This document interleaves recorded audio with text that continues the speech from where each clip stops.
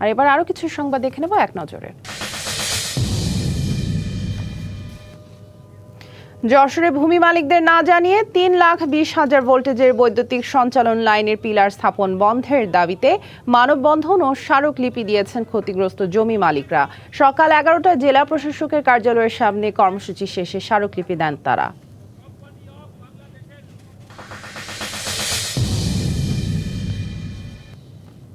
Satkhira press ক্লাবের সদস্যদের ওপর মাদকাসক্ত ও ভাড়াটিয়া সন্ত্রাসীদের হামলার প্রতিবাদ এবং জড়িতদের গ্রেপ্তার দাবিতে সাংবাদিক সমাবেশ হয়েছে। সকালে নিউ মার্কেট চত্বরে সমাবেশ শেষে জেলা প্রশাসকের মাধ্যমে প্রধান উপদেষ্টা বরাবর স্মারকলিপি দেন সাংবাদিকরা।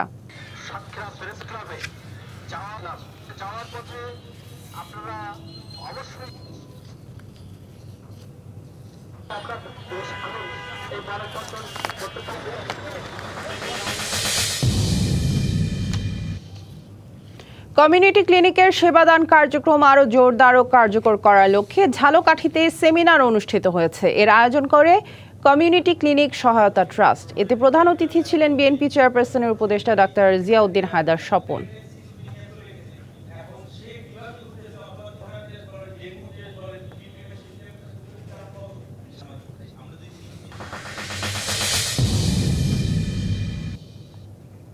খাগড়াছড়ির রামগড় পাতাছড়া ইউনিয়নের 7 বছর বয়সী মাদ্রাসা ছাত্রীকে ধর্ষণের অভিযোগে মোহাম্মদ শাহিন নামের এক চা দোকানদারকে গ্রেপ্তার করেছে পুলিশ। রাত 8টার দিকে উপজেলার পাতাছড়া ইউনিয়নের রসুলপুর এলাকা থেকে পুলিশ তাকে গ্রেপ্তার করে।